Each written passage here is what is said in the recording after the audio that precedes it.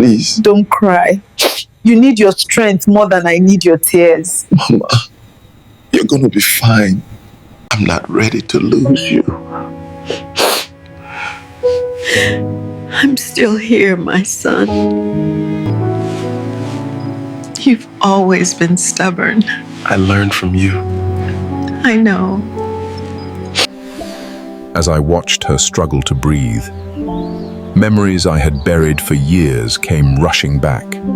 Memories of a small village, memories of laughter, memories of a life that seemed so simple before everything changed. If you've ever loved someone so deeply that the thought of losing them felt like losing a part of yourself, then stay with me until the very end. Some stories are not just meant to be heard, they're meant to remind us of the people whose sacrifices made our lives possible. I was only 8 years old when life taught me that love is often measured not by what people say, but by what they quietly give away. Our village, Umadara, was the kind of place where everyone knew your name before you learned theirs.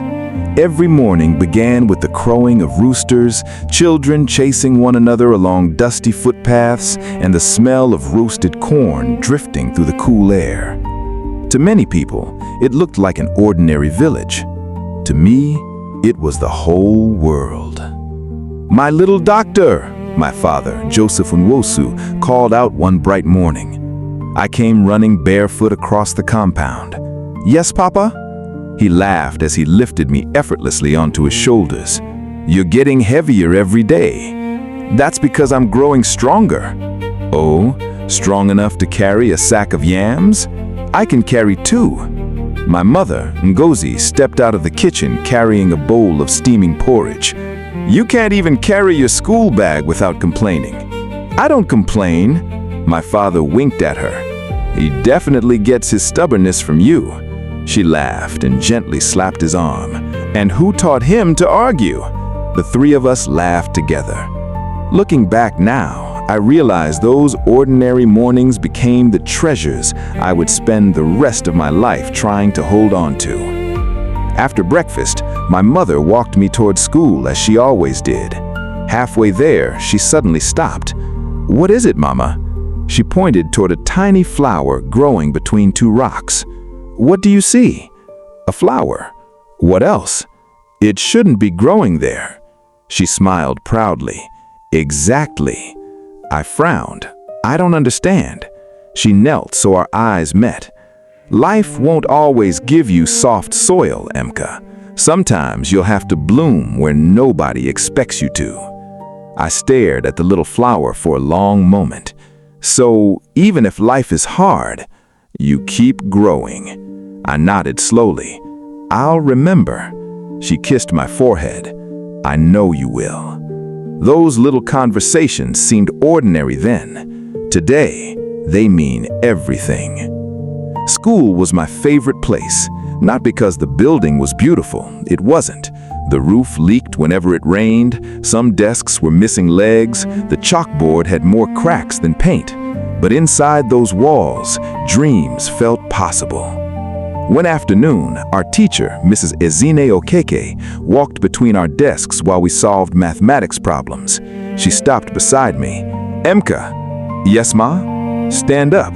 Immediately, my heart started racing. Had I done something wrong? She smiled. "Who taught you this method?" "My father showed me another way to count when we sold cassava at the market." She turned to the class. "There is more than one way to solve a problem. Never be afraid to think differently." My classmates clapped while I wished the floor would swallow me. That evening, I ran home waving my exercise book. "Mama!" She came outside, wiping her hands on her wrapper. "What happened?" "I got every question correct." She hugged me so tightly I could barely breathe. "I knew you would." Papa returned from the farm just as she was dancing around the compound with me. "What celebration did I miss?" "Your son wants the whole village to know he scored the highest in mathematics." Papa looked at me proudly. "I always told you your brain was sharper than my cutlass. I want to become a doctor one day." He rested both hands on my shoulders.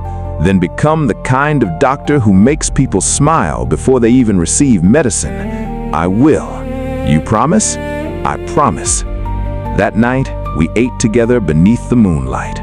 The electricity had gone out again, but we didn't care. Papa began telling stories from his childhood, while Mama laughed so hard tears rolled down her cheeks. I remember wishing that night would never end. I didn't know it would be the last peaceful evening we would ever share as a family. Before sunrise the next morning, Papa picked up his farming tools. "I'll be back before dark," he said. Mama adjusted the collar of his shirt. "You always say that." "Because I always come back." He kissed her forehead. Then he turned toward me. "Take care of your mother while I'm gone." "I will." He smiled. "Good. That means I don't have to worry."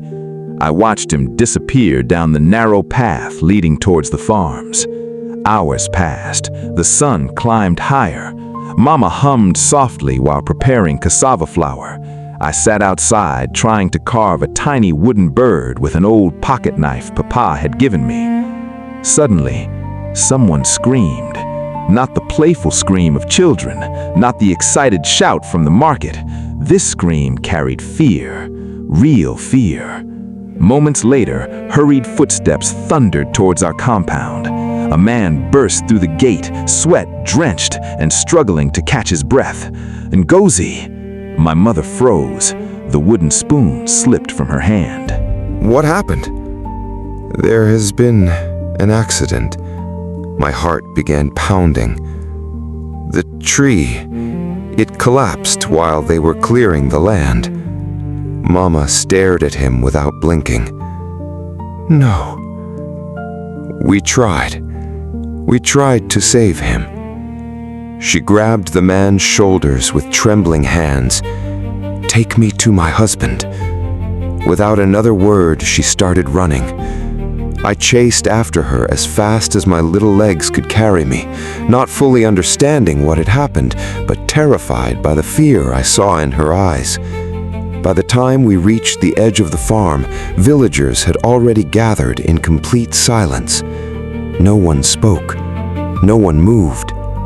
Then the crowd slowly parted, and for the first time in my life, I saw my father lying completely still on the ground. I thought losing my father was the hardest thing life would ever ask of me. I was wrong. My mother's greatest sacrifice was still ahead. Part 2 is coming.